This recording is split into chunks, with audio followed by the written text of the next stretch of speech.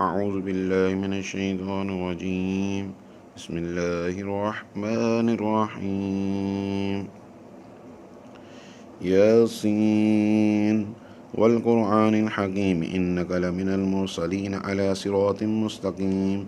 تنزيل العزيز الرحيم لتنذر قوما ما أنذر آباؤهم فهم غافلون لقد حق القول على أكثرهم فهم لا يؤمنون إنا جعلنا في أعناقهم أغلالا فهي إلى الأذقان فهم مقمحون وجعلنا من بين أيديهم سدا ومن خلفهم سدا فأغشيناهم فهم لا يبصرون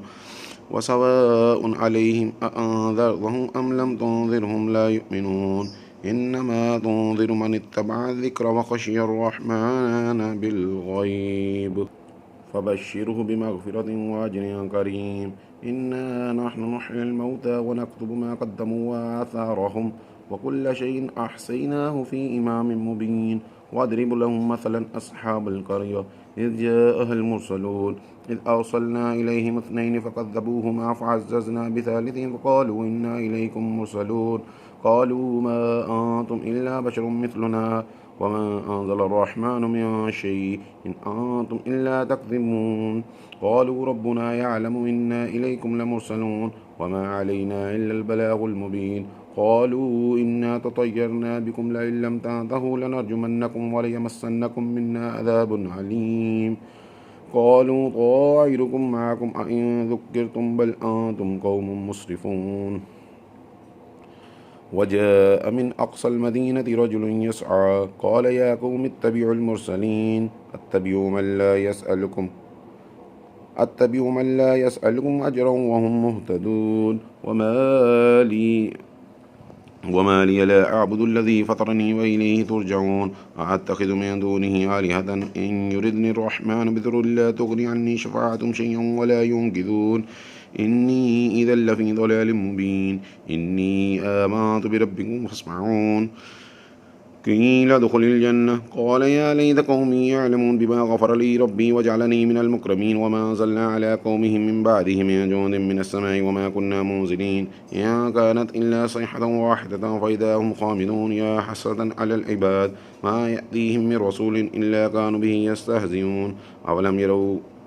أولم يروا كم أهلكنا قبلهم من القرون أنهم إليهم لا يرجعون وإن كل لما جميع لدينا محضرون وآية لهم الأرض الميتة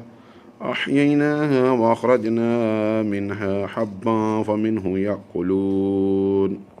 وجعلنا فيها جنات من نخيل وأعناب وفجرنا فيها من العيون ليأكلوا من ثمره وما عملته أيديهم أفلا يشكرون سبحان الذي خلق الأزواج كلها مما تنبت الأرض ومن أنفسهم ومما لا يعلمون وآية لهم الليل نسلخ منه النهار فإذا هم مظلمون والشمس تجري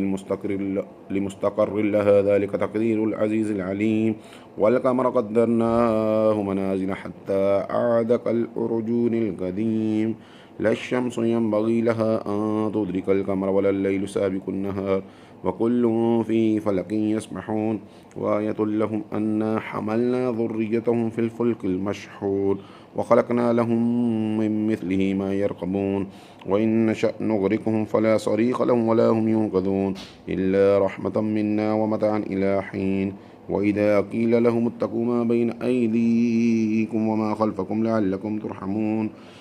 وما تأتيهم من آية من آيات ربهم إلا كانوا عنها معرضين وإذا قيل لهم أنفقوا مما رزقكم الله قال الذين كفروا للذين آمنوا أنطعم من لو يشاء الله أطعمه إن أنتم إلا في ضلال مبين ويقولون متى هذا الوعد إن كنتم صادقين ما يعذرون إلا صيحة واحدة تأخذهم وهم يخصمون فلا يستطيعون توصية ولا إلى أهلهم يرجعون ونفخ في الصور فإذا هم من الأجداث إلى ربهم يصلون قالوا يا ويلنا من بعثنا من مرقدنا هذا ما وعد الرحمن وصدق المرسلون إن كانت إلا صيحة واحدة وإذا هم جميع لدينا محضرون واليوم لا تظلم نفس شيء ولا تجزعون إلا ما كنتم تعملون إن أصحاب الجنة اليوم في شغلهم فاكهون هم وأزواجهم في ظلال على الأرائك متكئون لهم فيها فاكهة ولهم ما يدعون سلام قولا من رب رحيم وامتازوا اليوم أيها المجرمون ألم أعهد إليكم يا بني آدم ألا تعبدوا الشيطان إنه لكم عدو مبين وأن اعبدوني هذا صراط مستقيم ولقد أضل منكم جبلا كثيرا أفلم تكونوا تعقلون هذه جهنم التي كنتم توعدون اصلوها اليوم بما كنتم تكفرون اليوم نختم على أفواههم وتكلمنا أيديهم وتشهد أرجلهم بما كانوا يكسبون ولو نشاء لطمسنا على أعينهم فاستبقوا الصراط فأنى يبصرون ولو نشاء لمسخناهم على مكانتهم فما استطاعوا مضيا ولا يرجعون وما نعمره ننكسه في الخلق أفلا يعقلون وما علمناه الشعر وما ينبغي له إن هو إلا ذكر وقرآن مبين